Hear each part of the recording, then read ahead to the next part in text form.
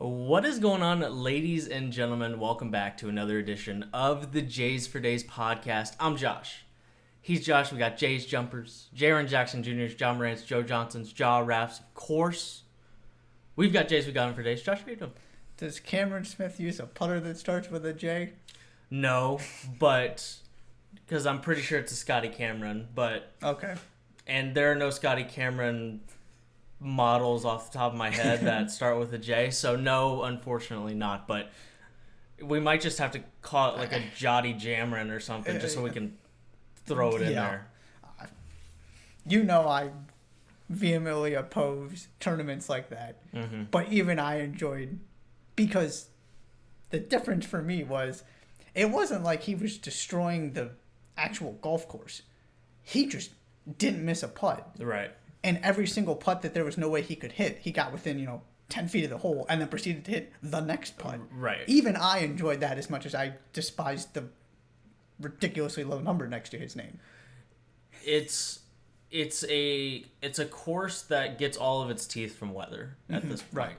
It is just not a course that scares anybody from what it actually demands of you if it doesn't have any weather on its back, and that's the case for most courses that the Open goes to at this point. Now, granted, is St. Andrews on the scale, the old course on the scale of really easy to really hard, like just the golf course design itself, like it's definitely further towards the really easy side of things, and there are definitely courses in the Open's Rota that are more difficult, but all of them to a certain extent are really banking on traditional English weather. On the traditional English weather. British, exactly. British, I should say. And, and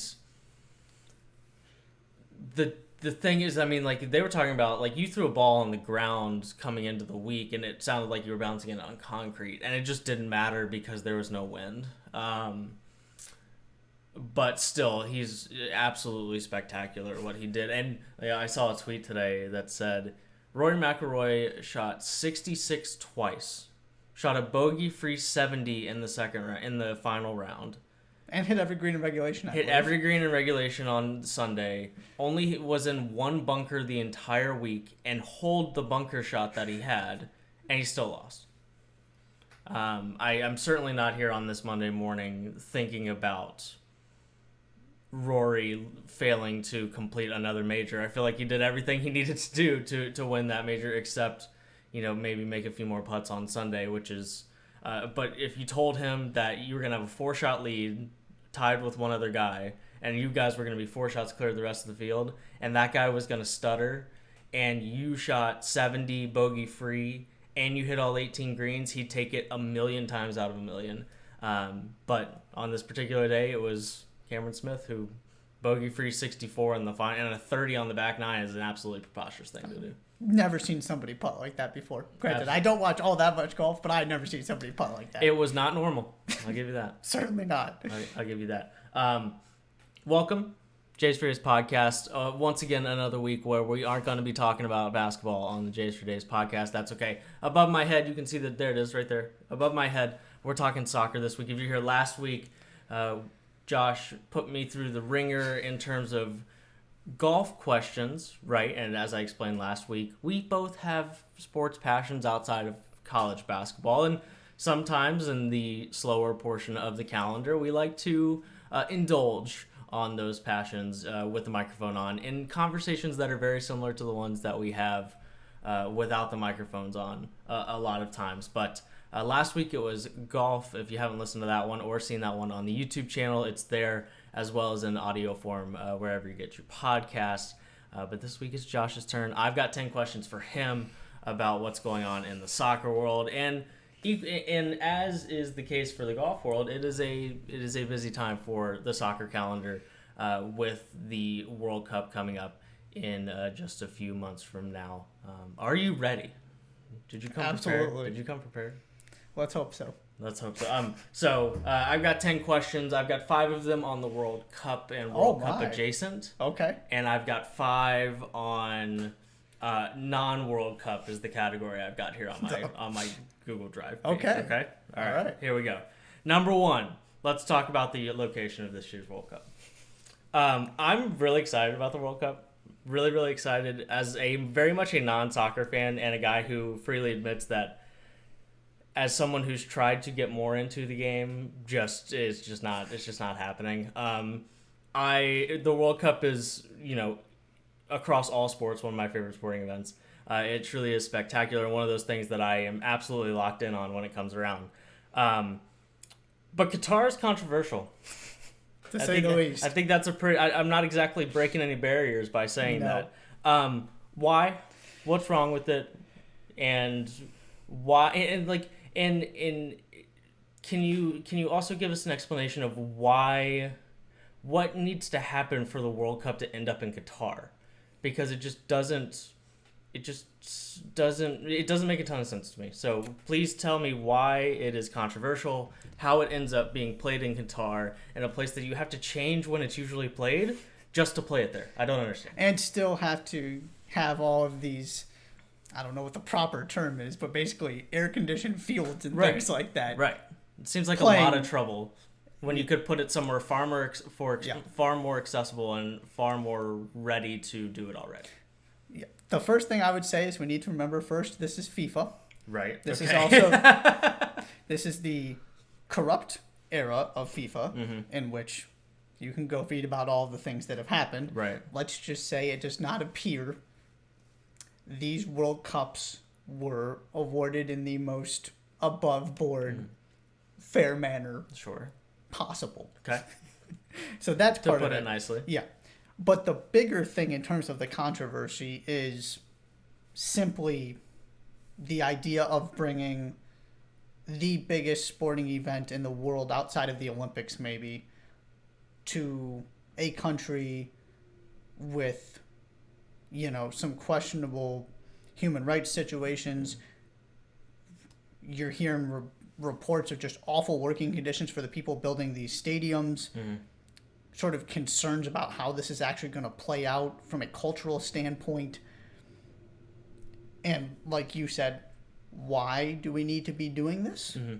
And the other part of it is, and from a golf standpoint, you can understand this too, kind of now this is Qatar, not Saudi Arabia, but kind of the idea of these countries using all of their money to, the term that people started using is sports washing. Which applies very much to the Live Golf Tour as it does to the PIF, the same organization buying Newcastle United, or at least a stake in it.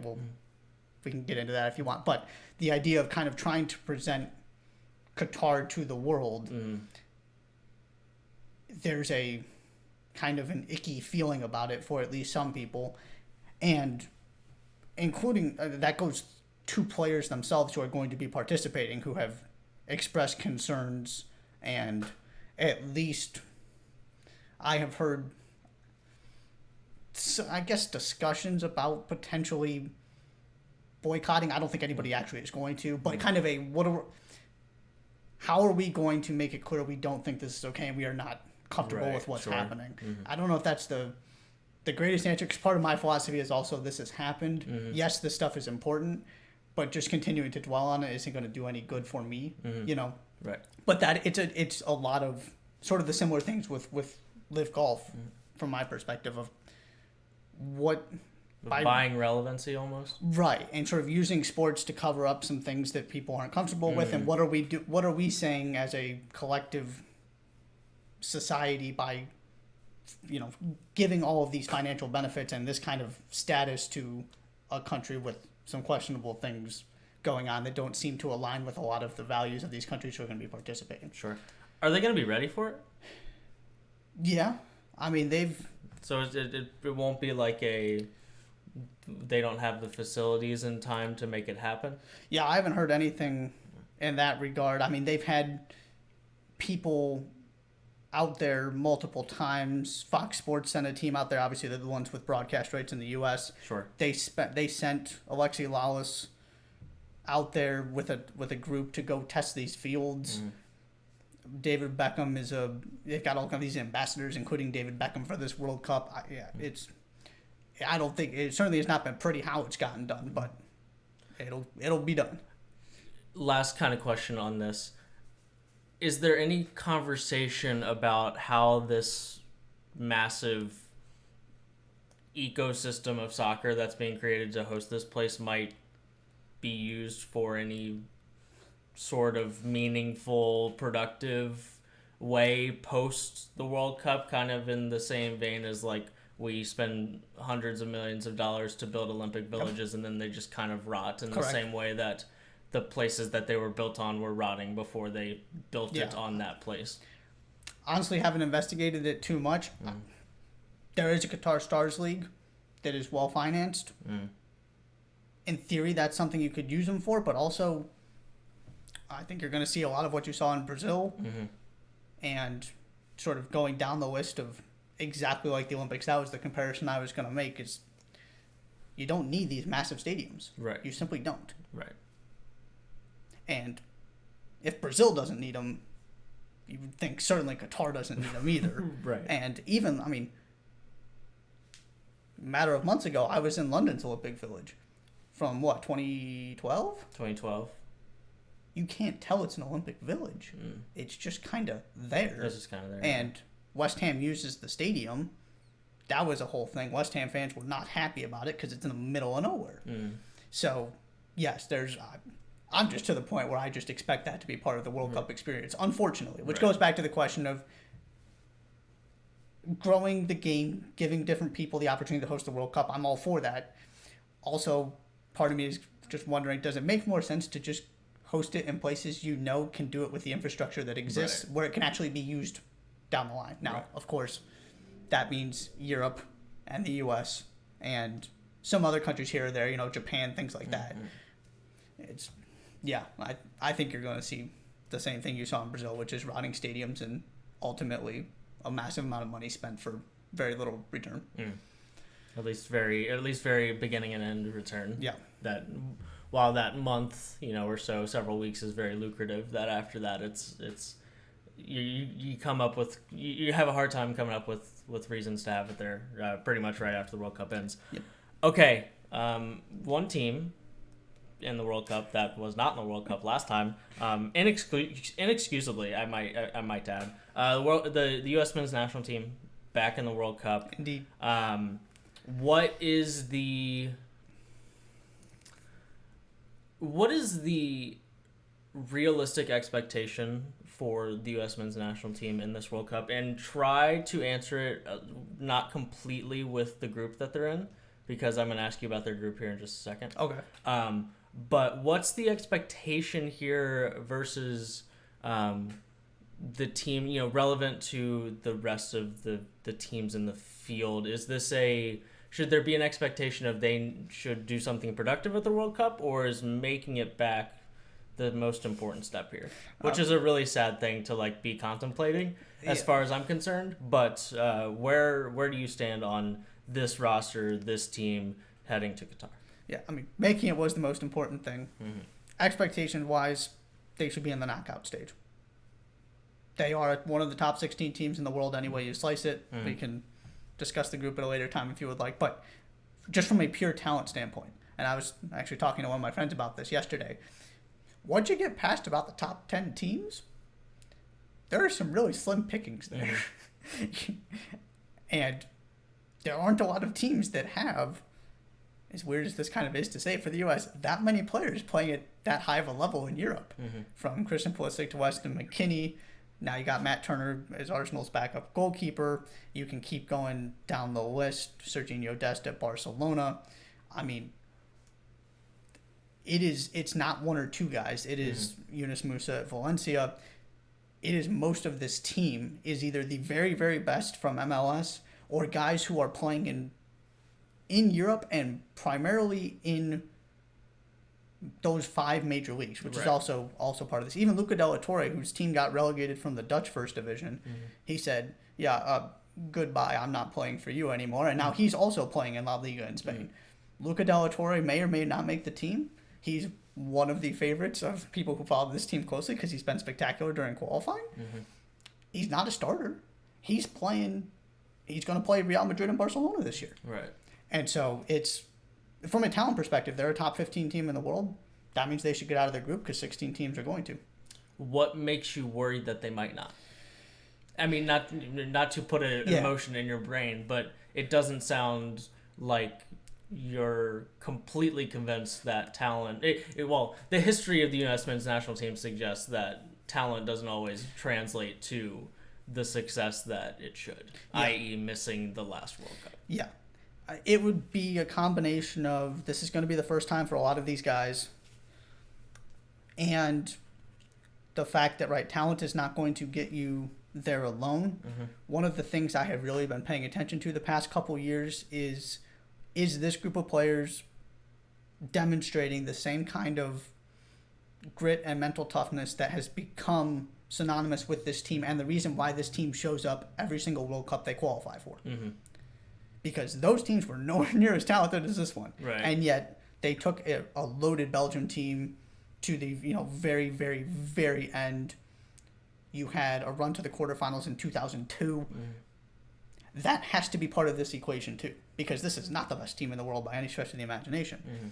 And so seeing things like the games against Mexico, where you have some poor moments, specifically the Nations League final, and still find a way to come back and win when people are throwing stuff at you from the stands. Mm. The piece of mud they played in Honduras during the last international window where they gave up a bad goal in a game that ultimately didn't matter all that much, then went down a man and still found a way to score a goal. Mm-hmm. And they shouldn't have gone down a man also, to be clear. That was a bad red card. All of that has to translate. Sure. And the other part of this is the goalkeeping situation. It looked a couple months ago like none of the goalkeepers, or at least the primary three that have been used, were going to be playing regularly for their clubs.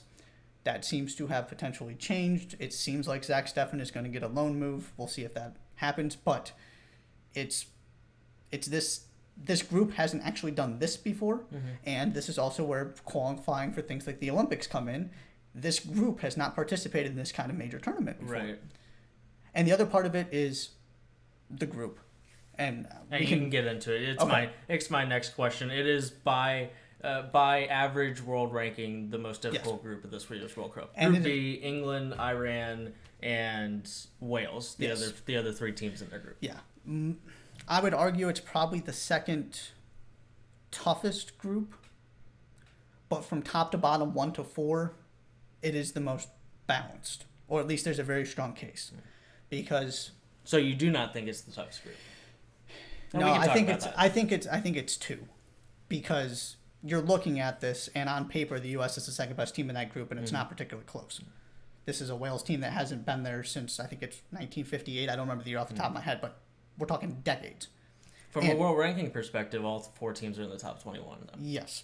At least from the article that I read. To be honest with you, it was back in June. I don't know how frequently those kind of things change. But I think Iran might be 23 now, but from a world ranking standpoint, that will tell you this is the best team in the tournament. And it's also just 1 through 4, where people may look at Iran and say that's a team the U.S. should beat, and there's no way they should get out of this group. And that's an Iran team that has guys scoring goals in the Champions League, has guys with Premier League experience, has guys playing in the Bundesliga. Now, they're nowhere near as deep as the other teams in this group. But from a top-end perspective, they've got guys that can make a difference, and they have been very, very, very good. They are better, way better than you would think just saying Iran national team. Sure, yeah. And so I can see them getting out of the group. And then Wales, again, you expect the U.S. to take care of business there, but that's also Gareth Bale. And Gareth Bale in a Welsh jersey is a different kind of animal. Yeah. Even at this point in his career, when he hasn't played basically meaningful club minutes he played some for Tottenham when he was on loan, but basically in 5 years, he's just not really played club level. It does not matter. When that man shows up for Wales, it's a different monster, and that team is getting better and better and better and better. So you look at that, and then, of course, England, who is arguably the most talented team in the world, at least has the best combination of depth and talent from my perspective. There's just no easy 3 points, because if you can get the 3 points, you're in a really good spot to go through. It's certainly possible the U.S. gets a draw against England, beats Iran, draws Wales, and you're more than fine. But that is something I'm concerned about, is there is no game I'm looking at saying that should be 3 points if it isn't, something went terribly wrong. You can absolutely get a 0-0 or 1-1 against Iran. Gareth Bale does something, and all of a sudden you're in big trouble. Last one on the U.S. men's team specifically. Talk to me about the timeline of this version of the U.S. men's national team. From where I'm sitting, it's a very young and a team that, like you just said, is playing in its first competition of this magnitude, without, not qualifying for the Olympics. So this seems to be early in the process of this era, and being a top 16 team in the world already seems to be a pretty good place to be in terms of where we are in the progression of this version of the team. Yeah, it's fascinating because really this is all building up to 2026 from a roster standpoint. That is when... We're going to get there in a second. Pulisic, McKinney, Adams, Musa, hopefully somebody at the striker position. The goalkeepers will still be around. Serginho Dest, Anthony Robinson. All these guys are going to be in their primes with 5+ years of experience in Europe by the time you get to 2026. They also happen to be talented enough that they can really do some damage at this World Cup if it goes right. They are absolutely capable of getting to the quarterfinals or semifinals. I'm not picking them to. They will have to pull an upset or two to get there. But it is fascinating, and that's what I love about sort of the way this laid out is you get the experience here with... I almost hesitate to say no expectations, but for me, there really aren't that many other than they should get out of the group because they're that talented. And if they don't, you very well may see a managerial change. But it's the idea of people are just thrilled to have you back in the World Cup first because you missed it in 2018. Right. Most of these guys haven't been there before. And you've got one at home coming up. So really, this is just a trial run to make sure they're ready to go for 2026 when this team is going to be at its peak because it is nowhere near it. The other side to this is you can talk about young talent all you want. It needs to actually improve over those next 4 years to get to a point where they're from a top 16 team to a top 10, top 5 team where you feel like they have a real shot to win it when it is in the U.S. in 2026. We talk about in this country a lot about windows and kind of looking at... It's part of the reason why I'm so excited about the Grizzlies because I don't think there are very many teams that are operating in the same window as the Grizzlies because of how fast their ascension is. We're all of a sudden kind of in a spot where I feel like in 4 years, the Grizzlies are the team that, Giannis, 5 years older, no more LeBron, no more Chris Paul in Phoenix. Kevin Durant's probably, he already can't play a full season anymore. So this idea of a window where the likelihood of you getting that one lucky thing you need to happen to win a championship actually happens does that kind of thing exist on the international soccer level? And I ask that to ask if the U.S. does progress to a place where they're a top, let's say 7 team in the world when we get to 2026, are some of these other countries just so deep from the best athletes in our country play soccer perspective that's not really a thing? Or is there a world in which the U.S. team is the team that's peaking in their kind of era in a way that nobody else is? Yeah, no, I think the Grizzlies are actually a great comparison in the sense that they still probably will never be the singular most talented team in the NBA. Sure. Right? They may never be the favorite. Right. But they're unless almost... some superstar just decides to come, right. But I don't... Right. There's always things that can happen. But the idea of they're not supposed to be here now. Right. And so you just get more battle tested. You get that experience. You don't even have to go through a qualifying campaign in 2026. Granted, qualifying is going to be a piece of cake from now until forever because of the expanded World Cup. But, yeah, I think there is something to the idea of it's a window. And part of this is also the U.S. is just getting much better at developing talent. This is not going to be a one-time thing where this is, we talk about golden generations is kind of the phrase that's used of you get this crop of players that pop up sometimes and all of a sudden they're just way better than the team was 10 years ago because the talent is better. This is the beginning of the U.S. being this talented, or at least similarly talented, moving forward. Because a lot of these guys are coming from MLS academies. Not all of them have actually played in them. Right. But Weston McKennie came through FC Dallas. Gio Reyna came through NYCFC. Tyler Adams came through the New York Red Bulls. You now have the Philadelphia Union contributing Brendan Aronson and his brother, who is technically better than Brendan Aronson is. And so this is not going to be a kind of a one-time thing where you have this group and then you spend the next 20 years trying to get that talent level. Right. This is an incredibly gifted group, but I fully expect this to be a thing moving forward where the U.S. is a top 20, top 15 team, at least talent-wise. So to me, the window is more about having it at home and having a team you know is capable of doing it than it is this is the one opportunity for this team to have a real deep run of the World Cup because we don't know when we're going to have this kind of talent again. If that answers your question. Yeah, no, absolutely. Last one on the World Cup. The World Cup's coming to the United States in 2026. It is. And more specifically North America. Yes. In 2026. Neither Canada nor the United States capitals are part of the host cities. What's the... And maybe it's just there are better places to play soccer, and there are 16 better places to play soccer, and that's just as simple as that. But I don't know. It just kind of feels like that's a logical thing to start with, that the capital of the host nation or the host region, that at least one of them gets a game, even if it's not the place that the final is played. Was there a reason why that neither of those places got it? And I guess more specifically, I'm asking about Washington, D.C. Yes. That, right, it was D.C. and Baltimore, or Baltimore. Then it got to a point where it was D.C. and Baltimore, kind of that area, which gives you the Baltimore Ravens Stadium kind of at your disposal, gives you where D.C. United plays, gives you the Orioles Park and the Nationals Park in terms of like a fan fest kind of thing.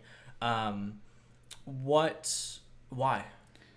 The very short answer is that this bid was disastrous. Okay. Well, so explain to me why. What makes a bid disastrous?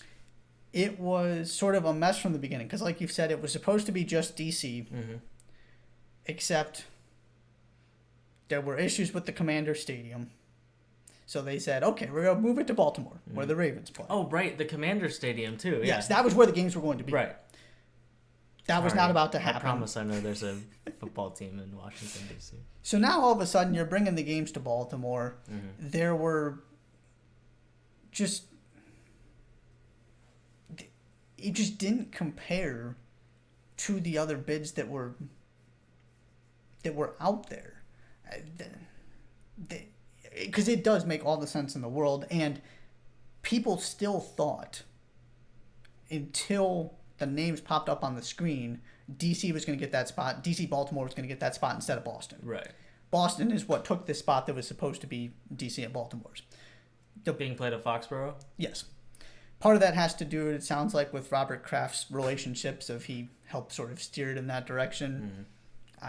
As is the case with everything else, relationships. Right. But the very simple explanation is it should be in DC. They're just... It started off bad. They couldn't fix it in time. And there are so many factors that go into a bid in terms of sort of your presentation to FIFA, logistically, how it's going to work. And you look at the other spots, I am frustrated that there's one city in anywhere close to the middle of the country, and that's Kansas City. But Chicago thought it was too expensive, so they backed out. Minneapolis backed out, and so all of a sudden, your soccer cities that have MLS teams, there just aren't that many that are at that level in terms of the biggest cities in the country. So that's where you get all of this stuff on the coast. But yeah, I honestly haven't been paying too much attention to Canada's bids, but from DC, it's a failure to give FIFA what FIFA wants, and also the stiff competition of all of these other cities that, it's not like you have 10 options, you've got 25. Right. So, but it was supposed to be DC, everybody thought it was going to be DC, Baltimore, and because you also have to sort of have these stadiums fit to meet FIFA regulations and all that kind of stuff. And FIFA having regulations, LOL. And it was a shocking thing, but when everybody started looking back on sort of why, it was, that bid was just bad. Soccer and football stadiums, yay, nay, or I don't care as long as you fill it. I don't care as long as it's real grass. Okay, this is true. If we might have to do this podcast. Have we done this podcast before? We need to bring to prepare for the other the hill, like your Mount Rushmore of hills you would die on. Yeah. And one of them for Josh is, and there might be several soccer ones on there. See, this is wouldn't even. I don't think it'd be. We might need to make we might have to make a soccer only one. But like this idea that Josh despises soccer played on turf, like actual, unless we're talking about like an indoor stadium or like, but like if there's a choice between turf and real grass, Josh will talk forever about why it should be played on real grass. And I am not the only person by any stretch of the imagination. And I'm not surprised by that at all. It's a safety concern. It makes the ball move weird. Mm-hmm. It's just not natural. Mm-hmm. So I don't have a... Yeah, I'm not huge into the soccer-specific stadiums, especially for a World Cup. I am all about, let's fill these things. Yeah. Let's get the... Which shouldn't be an issue, right? Right, exactly. Let's go get the biggest stadiums in the country, which are the football stadiums. Mm-hmm. Let's get Foxborough. Let's get SoFi. Mm-hmm. You go down the list. Arrowhead. All these stadiums are going to be played at. Let's get the big ones for this event. Yeah, I don't have an issue with the... I'm not a... It needs to be soccer specific. Have they announced where the final will be played? No. Okay. That is going to be in the sort of planning process, the next kind of thing to be decided. Your prediction? I think it's going to be SoFi. SoFi. To me, it's going to be either New York or LA, just because those are the two cities. Right. And why not put it in the $1 billion stadium that just hosted the Super Bowl and is incredible? Mm-hmm. True. Other than New York being a much more central time zone location. Yeah. Especially to Europe. But it is what it is. Yeah. Either way. It's also SoFi. That place is pretty freaking cool. Okay, that concludes the World Cup portion of our programming. Let's move to non-World Cup stuff. I've got some European club stuff and some MLS stuff. Oh my! Okay. All right. First, what's the dynamic between the MLS and European stars coming to play in Major League Soccer right now? Because I can look at this two ways and kind of give you an idea of where I'm coming from with this. One frame, in one context, it's awesome to see some of the biggest names the sport has ever seen, at least recently, come and play in MLS, whether it's Wayne Rooney on his way back to DC, Gareth Bale just joining one of the LA teams, FC, right? Yeah, LAFC. Mm-hmm. And that's an LAFC team that I did my research is currently has the most points in the Western Conference, so a team that's also relevant. So you can look at it that way. You can also look at it as the league that the stars that are, at least in some cases, like just on the twilight of their retirement career. League. Right. Do you feel, is there any part of you, and you can just kind of react to the relationship between the MLS and European stars, and also is there a part of you at all that it almost belittles the nature of the competition of Major League Soccer to suggest it's just kind of the place that old European stars go to retire eventually? Hopefully I'm kind of communicating where I'm coming from here. Talk to me about this relationship between these two groups, I guess, right now. First, I would push back on the retirement narrative because it is nowhere near as prominent as it was. Mm-hmm. It certainly was at a time. You go down the list of, starting with David Beckham, Bastian Schweinsteiger, Wayne Rooney, etc., etc. And to your credit, you pointed, and I was reading from your Touchline Talk Substack, this idea that Wayne Rooney talked about, like if he wanted to play for a European club, he could have. That it doesn't seem like it's necessarily it's either MLS or I stop playing soccer at a top level. Yeah, so he's actually coming to manage DC United. Oh. Yes, he's coming to manage DC United. But I was very proud of him. I'm just gonna say this is where my ignorance comes blaring through. But he also could have played in Europe instead of coming the first time. It was a choice he made, but he was very much on the tail end of his career. Mm-hmm. So I would push back and say it's not as common as the narrative that has been presented because it used to be way more common. Okay. The league is absolutely getting away from that. And so now you have sort of the upgraded version, which is, we'll just call them the Toronto Italians. Lorenzo Insigne and Federico Bernardeschi. I think Insigne just turned 31. Okay. I don't think he's any older than that. And Bernardeschi, I believe, is 28. Both of them were on the field in the Euro final last summer. There's always going to be an appeal of playing in MLS. But to me, the next step was move away from the 35-year-olds. Let's get the guys who could still play in Europe that want to come here. Now, they're paying them a ridiculous amount of money. Right. But there has been that progression. The league as a whole has moved much more into let's be a place for younger North American, South American players to develop on their way to Europe. Mm-hmm. And then you have some sprinkled in things that are interesting. Chicharito Hernandez coming to the LA Galaxy as a Mexican superstar. Mm-hmm. Carlos Vela, who, again, came at the back end of his prime, now is past his prime, but is still a ridiculously good player. There's also that appeal of trying to get the Mexican fan base because MLS is way behind Liga MX still. Mm-hmm. So you've got some Mexican internationals. That always kind of makes sense. Mm-hmm. Gareth Bale is coming because Gareth Bale needs to be ready for the World Cup. Mm-hmm. That is going to make... To me, that is very simply why I don't consider this a retirement thing for him. And also, he didn't play at Real Madrid. He just collected very, very handsome paychecks. Right. He could have played for other clubs in Europe. He did choose MLS. And yes, it's not the Gareth Bale of old. But he is coming to get minutes because he needs to be ready for this massive moment in his country's history where he's going to be carrying them in a World Cup. Right. So you do have specific, and his new teammate, Giorgio Chiellini. That one always confused me a little bit. Long-time Juventus center back, World Cup winner, Euro winner. He's just kind of chilling. He's going to play some, but it is very much turning into more of an exception and sort of specific circumstances than it is guys at age 35 when they're done in Europe just come to collect a paycheck. Gotcha. Which is making me very happy because... That's just the league progressing, is you need to get out of that and for example, another guy who falls into that category is Gonzalo Higuain at Inter Miami, who said something to the effect of, I thought I was just going to be able to sort of chill and smoke a cigar. And he hasn't been great, surprisingly. You'll be stunned to hear. I think he kind of had this moment where he went, oh, this league is actually pretty good. Yeah, and now you're seeing that with some of the players who are moving from MLS to Europe and the interest Europe is taking in these younger players coming through MLS.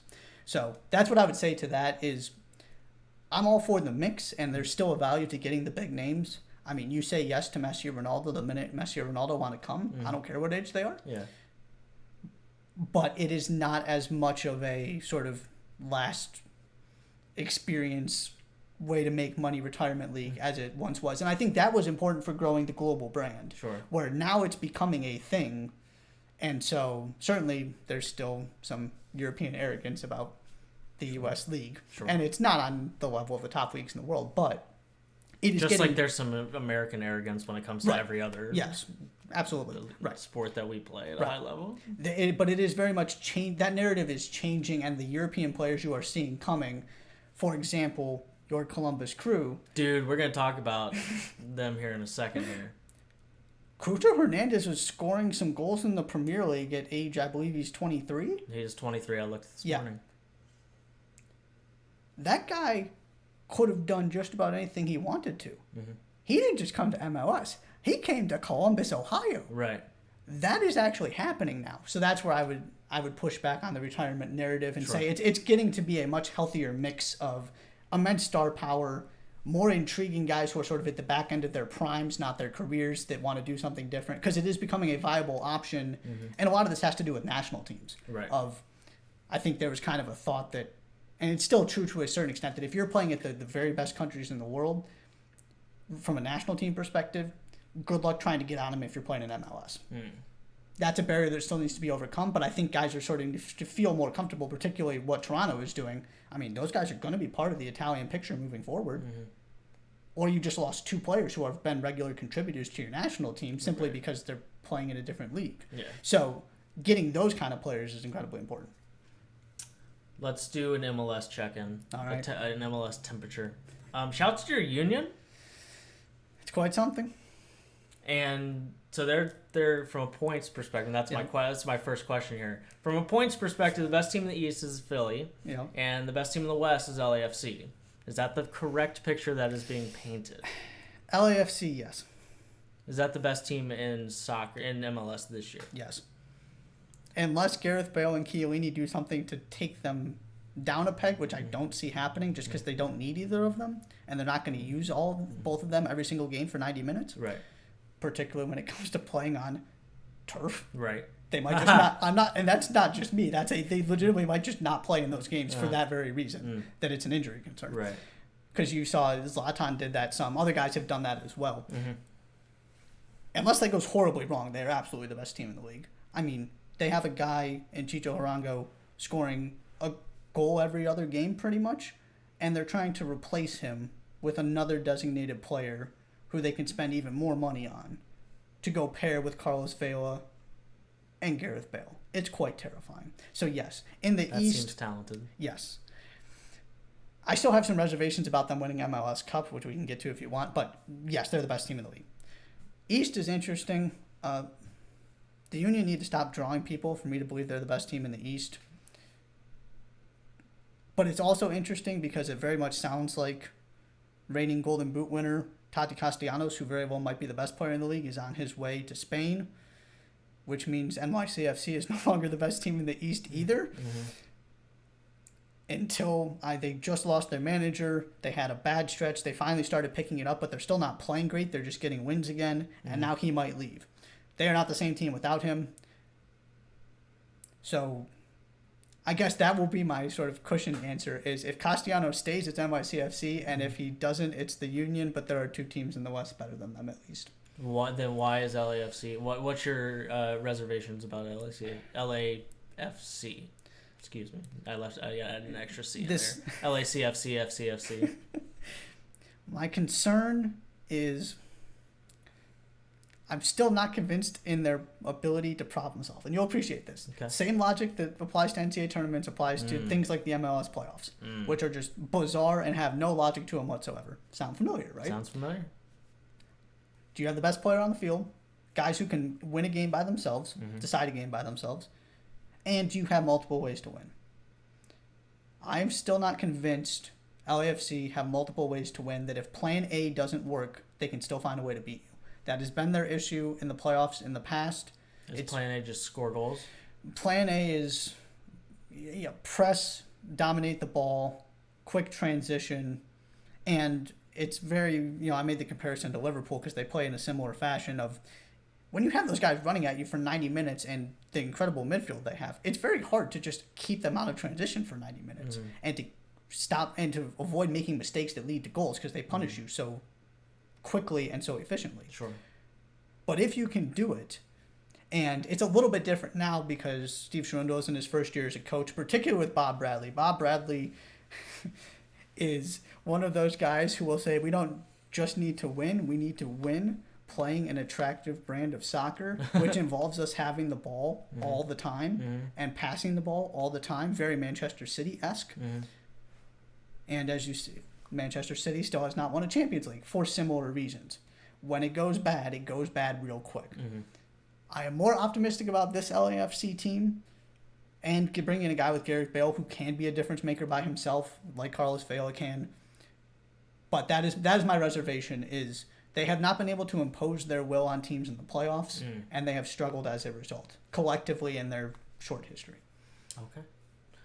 Will you explain to me why no European club ever seems to have any money left, and yet they can still spend hundreds of millions of dollars on stars? Will you explain to me how money just seems to appear out of nowhere in Europe? Well, I will try. And then in general, just kind of like how value is dictated on the transfer market. Sure. I'm assuming you're talking about Barcelona? Yeah. Yeah. Because every time I go out of my way to read about a European club, it's like they're having horrific financial issues. But by the way, they just signed Gandhi to a 4-year, $3.2 trillion deal. Yeah. Like, please explain to me how this works. So I'll focus specifically on Barcelona because a lot of what you've been hearing in Europe in general was pandemic related. Sure.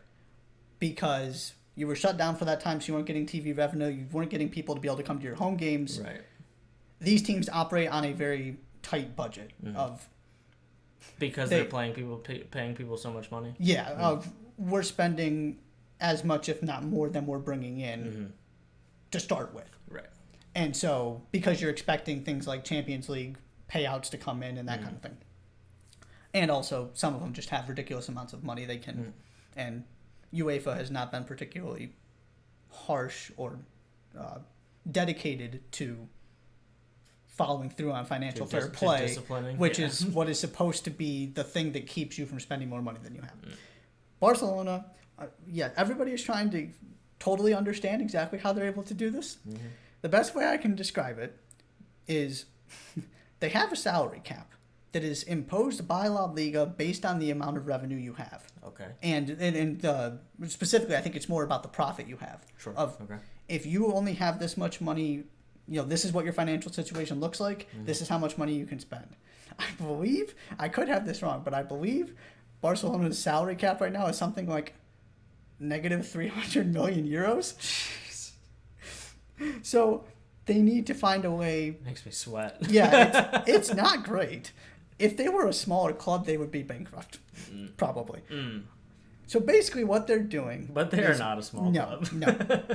They are simultaneously attempting to bring in money short term and use that money to improve their team so that in theory they can make more money moving forward and trying to also cut some of their salary so that basically they can sort of slowly build this thing back to a sustainable model. Okay. So they've done things like they just got a new sponsorship deal with Spotify. So that brought in a bunch of money. They also just sold some of their La Liga TV rights to, I think it's called Sixth Street, some kind of U.S. investment firm that paid them a bunch of, hundreds of millions of dollars up front to then get, I think it's 10% or something like that of their future TV earnings. Okay. So they're essentially mortgaging their future to have this short-term solution so that they can get to a spot where they're allowed to spend $1 for every one they bring in. There are very complicated rules. Some people have done some deep diving on this, but basically they're called these economic levers. They're trying to push all these levers that allow them to function. The concern is if this doesn't work, they're in the same spot and have less money coming in because they're selling their future assets to fund this. It has to work. It's like putting all the chips in to win the title next year. Right, exactly. And then where do you find yourself? Because, for example, they have this midfielder... You find yourself horrible and giving all your picks to the Boston Celtics. Right. They got this midfielder, Frankie de Jong. He was one of the best young players in the world. They signed him from Ajax, seemed like a perfect thing. He's very happy. He's pretty good. Some frustrations about his performance, but generally he's been very good for Barcelona. He is one of the few players on their roster they would consider moving that actually has some value. His agent goes... Yeah, he doesn't want to leave, and we're not going to have any conversations about him taking a pay cut. That's the kind of people Barcelona need to finance their way out of this. And he just said, I'm not leaving. Yeah. Why would I? You're paying me this money. It's your fault. Your problem. Deal with it. That's the situation they're in. But yes, there is a very bizarre kind of loophole way they're trying to get around this to basically keep themselves able to contend in the hope that basically just revenues keep going up, and so all of a sudden they can start paying off this debt. But I really don't have a good answer for you. I've been trying to understand myself. I have a basic knowledge now, but it just doesn't. It's bizarre. It is fascinating to me just how it kind of seems that you're just allowed to not pay money when you're asked to pay money, and from specifically in European soccer, it's I feel like every other year it's this guy hasn't paid taxes since Nam, but then it's okay, it's not that big of a deal, just it's fine, we'll let you off with a warning, and it's Messi owes $400 million in taxes, but it's okay, it's not a big deal. It's strange. It's just one of those things that I don't quite understand how it works. Yeah. Okay, one question in terms of on the field in Europe, just because I'm curious. Mm-hmm. The most impactful, the most important move that a European club has made this year. Ooh, most important. And define important in the context of whatever you'd like. Okay. I'll say most important is Erling Haaland. Okay. To Manchester Context, City. please. He is 6'2"-ish and wouldn't look out of place against Usain Bolt on a track. That's an impressive place to be. Yes. He is something like I have never seen. He played at Red Bull. His dad played for Manchester City. He was born in the UK. Mm-hmm. He's Norwegian, though, so he plays for the Norwegian national team. But he was eligible to play, obviously, for England and chose not to. Right. So he's got the genes of his dad, who was a longtime Premier League player. He played at Red Bull Salzburg in Austria, scored a bunch of goals, went to Borussia Dortmund in the Champions League. In the Bundesliga, he scores a goal every Champions League game he plays in, basically, for his career. It's a pretty solid spot to be in. He's ridiculously good. So this was always going to seem like it was going to be the summer where he was going to move. Manchester City, who didn't have a striker, got him. Mm-hmm. Kevin De Bruyne is the best passing midfielder in the world. The idea of this man running onto Kevin De Bruyne passes is terrifying. And they are the one team that still hasn't been that made a big move this summer and hasn't been able to take that next step of, as much as people talk about this game as being ruined by the money and blah, blah, blah, PSG and Manchester City still haven't won the Champions League. It was Real Madrid last year. They weren't the best team in the world. They got the job done. Beat Manchester City and PSG along the way. So they still are trying to get over this hump. He might be the guy to do it. There are some concerns about how he fits into their system and all that stuff. I just say you figure that out. This man he's not human. And they haven't had a striker who's not human before. So I do think this shifts. They're the best team in the world anyway, but I do think this adds another level from a Champions League perspective and a Manchester City legacy perspective.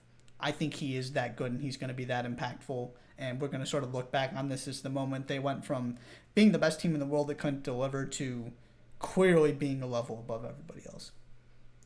Last one. I got a couple more. And one more on Europe adjacent. How does a World Cup being played in December impact just the schedule of the rest of the soccer ecosystem? It's a mess. They're starting in, I think there are German Cup games this month, if I remember correctly. And when are they normally? They'll start first couple weeks of August. Okay. The Premier League is starting a week and a half-ish earlier than normal. Okay. At least a week, depending on sort of the year, how it falls. Sure. Everything got moved up because of the World Cup. Is it also an issue when is the World Cup from a scheduling perspective just a nightmare regardless of when it is, or had it situated itself into a much more logical spot, right after the Champions League final? Summer is much easier because nobody's playing. Right. So you do have this issue where basically you go from the end of the season to preparing for the World Cup to the World Cup, and then right back to another season. Right. Maybe you in theory you get a week or two off, and teams have always sort of had this. If you're playing in the World Cup, we're going to give you a couple weeks before you actually have to show up to training, so that we're not running you into the ground, which these guys are anyway. But it's going to be ridiculous. You're playing pretty much, if you're at a top club, weekend, midweek, weekend, almost every single week between European competition and cup competitions, and then you're going to go play in December, and then you're going to go November, December, and then you're going to go finish the season. And then it's not just like, we'll let you ease into the beginning of the season. It's right. Listen, we're trying to win titles here. We're trying to win trophies. I mean, England's coming back and it's Boxing Day. It's the biggest day on their calendar. Right. And so there's going to have to be some kind of load management in there. But yeah, absolutely, you had to do it for Qatar, but it's there is no solution. The solution is play fewer games, but money, so that'll never happen. That too. But even when you play it in the summer, you don't get time off. Sure. The idea, but at least it situates itself in the place that you should. Right. It makes life much easier from a club team perspective of you just kind of let guys work themselves back in the first month or so of the season, and then you're good to go from there when it really matters, when Champions League starts, all that kind of stuff. Yeah, it's a mess. Last but not least, pretty high level women's soccer game happening tonight. Yeah. We're recording. It's 2:31 on July 18th tonight. The CONCACAF W Championship, is that the correct title? That is the correct title. The U.S. women's team and Canada, number 1 and number 6 in the world, I believe is what I read. Sounds right. First of all, there are Olympic qualifying spots up for grabs, right? The CONCACAF gets 2 entries into it, so the first one comes here, the second one comes in the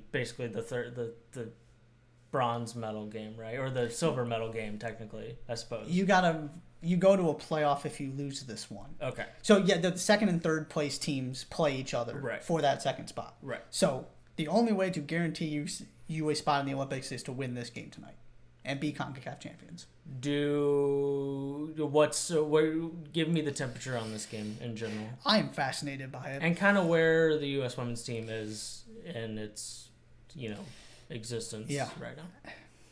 I am really, really excited to see what this looks like, because part of the issue with CONCACAF on both men's and women's sides, but especially women, is there's just nobody to match up with this team outside of Canada. Mexico was supposed to be that team in their group, and then Mexico proceeded to lose their first 2 games. Oh, so it didn't matter. Now, they played the end of the group stage against the U.S. and played very well and gave the U.S. some trouble. So it was a good test in the end, but that's also a team that just lost to Haiti and Jamaica, who are getting better. Everybody's getting better, but I can't put stock in those games in terms of how this team stacks up against the very best teams in the world. Canada is one of ththose teams, so we're going to finally learn something here. And then they were playing Costa Rica, and that just wasn't fair in the semifinals. Right. So that is... It just wasn't fair. It just wasn't. And they didn't blow them out 10-0 or anything, but it's a lot of just sitting there watching them move the ball back and forth and wondering how many goals they're going to score and if they take their chances, because it's noteworthy when the other team gets a shot. So the stakes are incredibly high in terms of automatic Olympic qualification. Now, these 2 teams are so much better than everybody else. They should be the 2 teams regardless, but you don't want to go to a playoff for this. You want to take care of business. In terms of where they are, it is very interesting because there's a lot of frustration and trepidation with the way they've played in this tournament. They've wasted a lot of chances. They are not destroying people the way they have in the past. And this is a very new crop of players where, for example, ESPN came out with they polled a bunch of people, including U.S. women's national team coach Vlatko Andonovski, a bunch of people from Europe, about top 50 women's players in the world.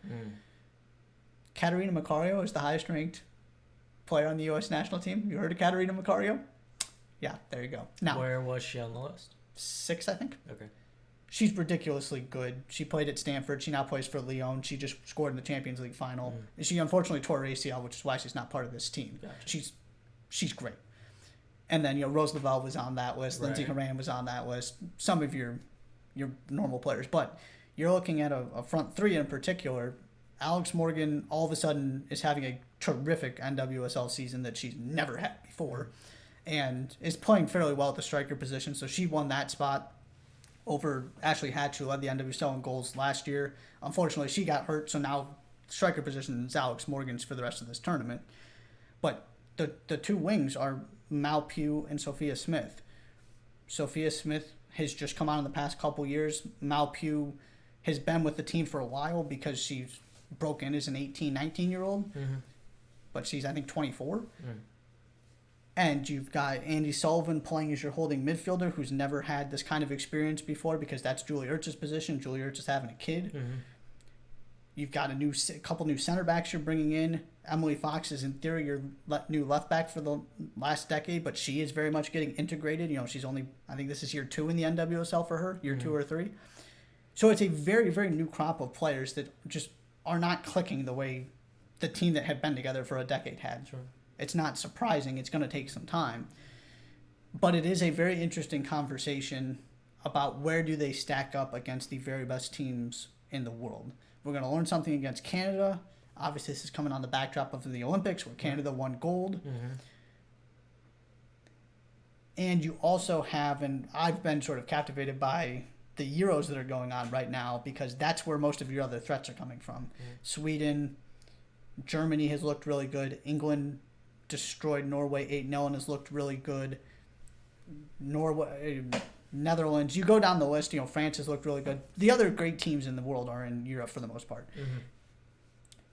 To me, this is the first point where, as a U.S. fan, you need to just kind of accept this team is not head and shoulders above everybody. They might not be better than everybody. I still think they're the best team in the world. Maybe part of that is bias. We're not going to know until next summer. Mm-hmm. But we are to the point where we reached a long time ago on the men's side, where when you show up for a World Cup, and I guess this will sort of be how I answer your question, it is not the U.S. should win. It is there are 5 to maybe 10 teams who feel like they have a really good shot. Reaching the semifinals and not getting, like the U.S. sort of did in the Olympics is not some kind of catastrophe. It's a commentary on everybody else getting better and this not being the best U.S. team you're going to see. Hopefully by next summer that's a little bit different. I'm still going to pick them to win both tonight and the World Cup. I think they are the best team in the world. But it is that gap is shrinking rapidly, where they are among the favorites. They are one of the contenders, but also are so are England, so are Germany, so are Sweden, who have really given the U.S. trouble historically and are among the best teams in the world. You go down the list. Canada obviously is going to have something to say about it. It's not like it's the end of the world or an upset every time they lose anymore. It's, these two teams are really close, and on that given day, Team X happened to be better than the U.S. So I am trying to answer that question myself and figure out, because I think it's a fascinating conversation. And is that gap closing, does that have more to do with the kind of changing of passing of the torch between the women's team that dominated the last decade, or is it more to do with other teams getting better, or is it just a combination? I mean, of course, it's yes. A combination of both, but which one, right? If they're on a scale, which way are you tipping? Oh, absolutely, everybody else getting better. This is a investment in women's sports thing, because you think about it, and for a while, your primary teams were U.S., Brazil to a certain extent, Sweden and Norway. Germany has always been very good. Sort of countries that you associate with also doing a good job, and Brazil maybe not as much as the other ones, but of investing in women's sports. Sure. Across the board, not just soccer, right? You think of sort of the Nordic countries as being forerunners in that. Right. And so now England has caught up and is absolutely loaded. You're talking about 8-9 teams that felt like they could win the Euros this year that are the quarterfinals are about to start. That's not something you were talking about beforehand. Right. I mean, Norway has 2 of the best, at the very least, 10 players in the world. Didn't get out of the group stage. It's arguably 2 of the best 5. Didn't get out of the group stage. And so it's very much all of a sudden you have all of these teams. And the other factor here is that Spain have really ramped things up and all of a sudden have a juggernaut of a Barcelona team that is, of course, also forming the basis for the Spanish national team, led by Alexia Putellas, who just won the Ballon d'Or, widely considered the best player in the world. And so I have my thoughts on Spain and Barcelona and kind of where they're at, but this is very much sort of up for grabs, and it's 100%. And now, so you sort of think about it, and who are the top teams we're talking about specifically in Europe? Germany, England, Spain, France, Netherlands. You go, oh, that sounds a lot like the men's side. Yeah. The countries that develop incredible soccer talent, have incredible soccer cultures, also have it on the women's side now too. And so it's a question of, can you sort of keep up, and can you keep developing players that are even better than theirs? Because it's real tight. I'm enlightened. That's all I got for you. I appreciate it.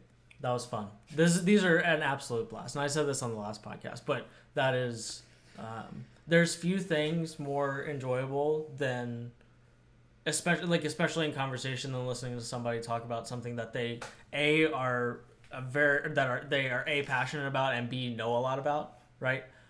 So we've been going for a little over an hour, and I've been captivated the entire time. So thank you. Anything else?